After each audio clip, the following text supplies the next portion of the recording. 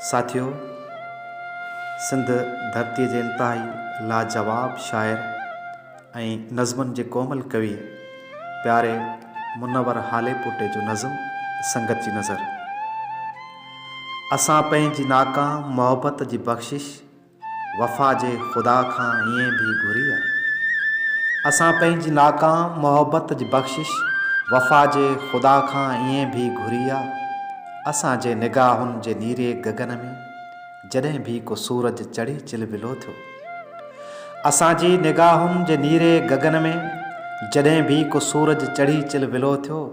जॾहिं भी के आंचल जे रेशम उॾारनि हयातीअ जे ॿेड़ीअ ले सिर थे संभाया।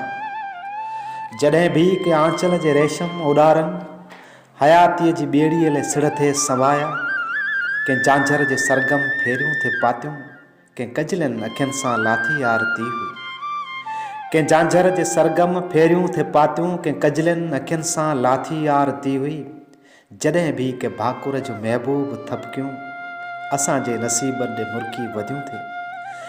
जॾहिं भी के भाकुर जूं महबूब थपकियूं असांजे नसीबनि ॾे मुर्की वधियूं थे। ऐं चपड़नि जे साहिल तां सुर्खीअ में वहितल संदेसनि जी सुहाई नमस्कार थी हुई। तॾहिं ईअं बि थियो हो, तॾहिं ईअं बि थियो हो, भुलियल ज़माने जा माण्हू ऐं लहजा तोहमत जे तख़्तीअ जियां थी पिया हुआ।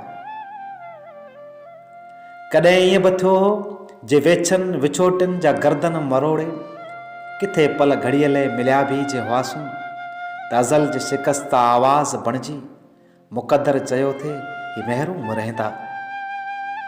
कॾहिं ईअं बि थियो हो, जे वेछनि विछोटियुनि जा गर्दन मरोड़े किथे पल घड़ीअ लाइ मिलिया भी जे हुआसूं त अज़ल जे शिकस्त आवाज़ बणिजी मुक़दर चयो थे ही महरूम रहंदा। ही ॾूरा हे मागनि जा पंछी निदोरा शिकारियुनि जे अखिड़ियुनि लाइ हुरखुरी हूंदा। कॾहिं ईअं बि थियो हो, कॾहिं ईअं बि थियो हो कि वीरान ओलिया में मुर्कद सां टेके वजूदनि खे थोरी विथीअ ते विछाए जे मोहबत जी मंज़िल ते सोचणु घुरियोसीं।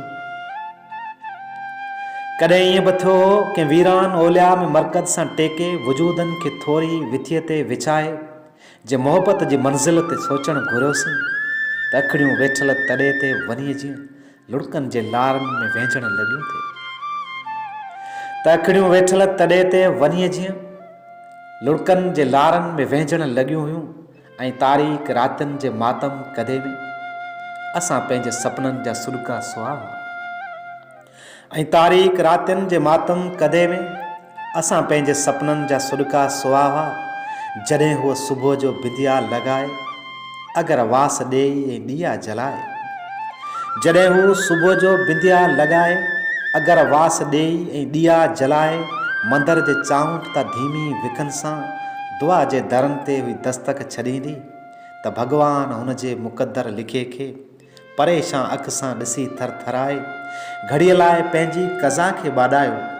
ऐं दुनिया जे हिर्दे में नूहा गिरीअ जीअं असांजी कहाणी बि सिरजण लॻी हुई। असांजी मोहबत बि गूंगी ज़बां सां हिक ॿिए खे आथत सां आखण लॻी हुई। असांजी मोहबत बि गूंगी ज़बां सां हिक ॿिए जी आथत सां आखण लॻी हुई। असां लाइ फितरत जूं बाज़ारियूं ॿाहूं उन जे करे का पनाहगाह न बणियूं। असां लाइ फितरत जूं बाज़ारियूं ॿाहूं उन जे करे का पनाहगाह न बणियूं। जो असांजा मज़हब ख़ुदा ऐं सहेफ़ा अज़ल खां अलॻि हुआ, अज़ल खां जुदा हुआ। जो असांजा मज़हब ख़ुदा ऐं सहेफ़ा अज़ल खां अलॻि हुआ, अज़ल खां जुदा हुआ। असां हार खाधी ऐं नाकाम मोहबत मञियोसीं त माण्हुनि जा नज़रिया सॻा हुआ। असां हार खाधी ऐं नाकाम मोहबत मञियोसीं त माण्हुनि जा नज़रिया सॻा हुआ। असां हार खाधी ऐं नाकाम मोहबत, असां हार खाधी